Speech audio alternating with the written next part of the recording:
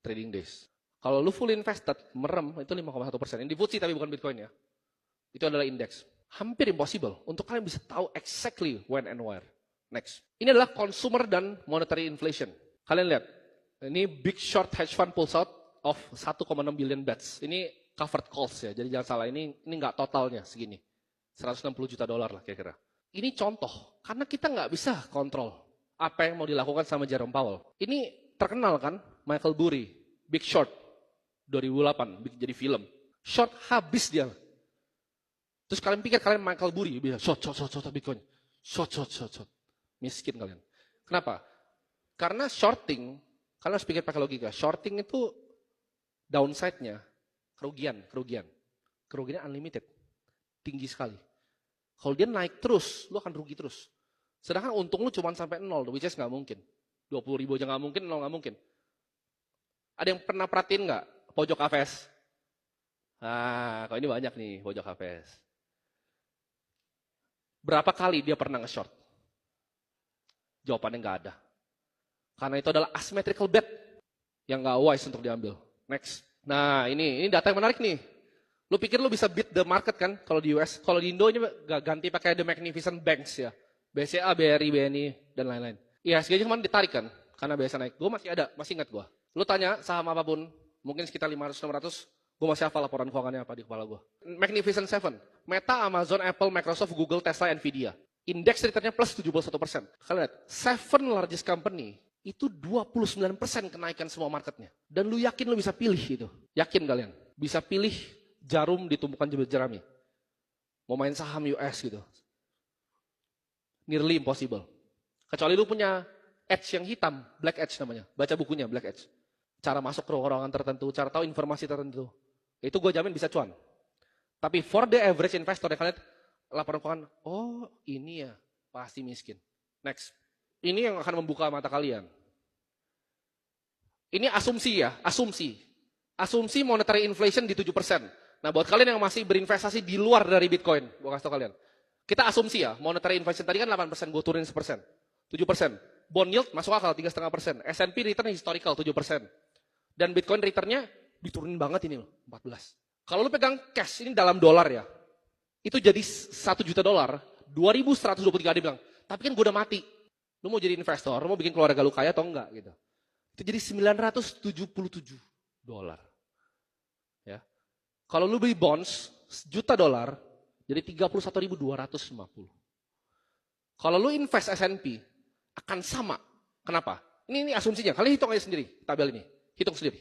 Kenapa sama? Karena itu M2 monetary inflation. Karena ini nih, monetary inflation of 7%, S&P-nya 7%.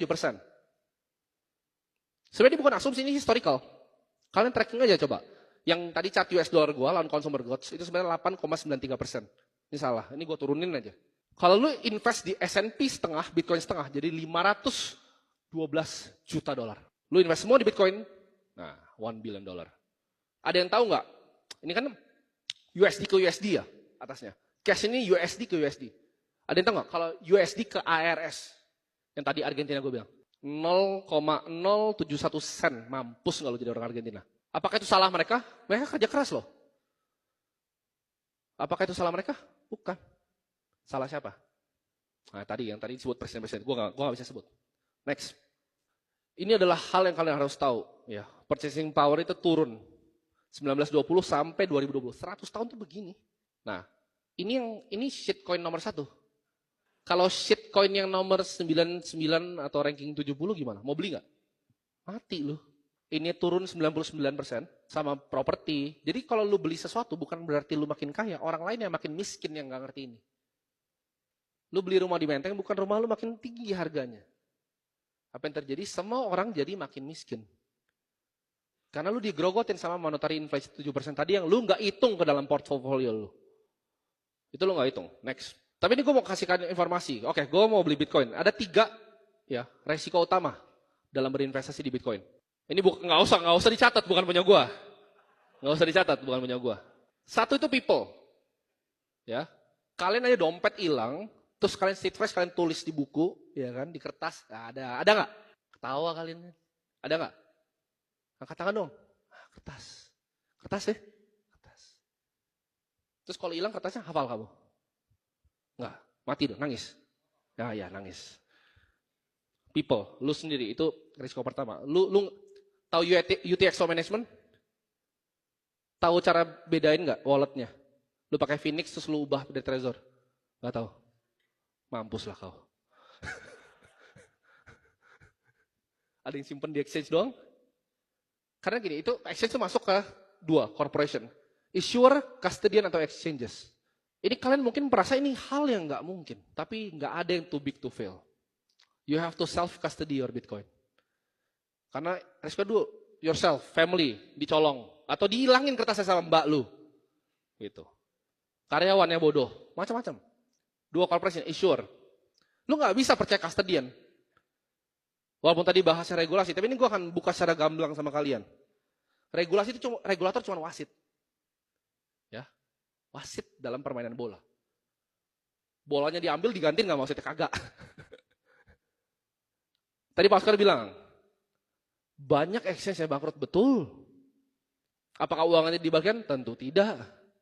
Percuma, apapun regulasi percuma. Lo nggak bisa taruh uang lo di third party. Local dan nation states. Tadi kita bergantung banget gitu sama, oh ini pemerintah bikin ini pemerintah bikin ini. Pak Oscar tuh itu tadi materi, salah satu materi kripto terbagus yang pernah gue dengar. Kripto tuh mulai dari pemikiran apa? Apakah pemikiran yang sentralisasi? Enggak. Ya, libertarian kripto itu. Memang ini sulit diaplikasikan. Kenapa? Karena kita lihat juga ya pemerintah kita akan sama-sama terus gitu. Seperti sekarang. Ini akan jadi 3 ya. Kenapa kalian akan kehilangan? Karena harus pikirnya tadi mau 100 tahun kan Bitcoinnya. Ada yang benar-benar ya cuma tulis di kertas gitu. Enggak multi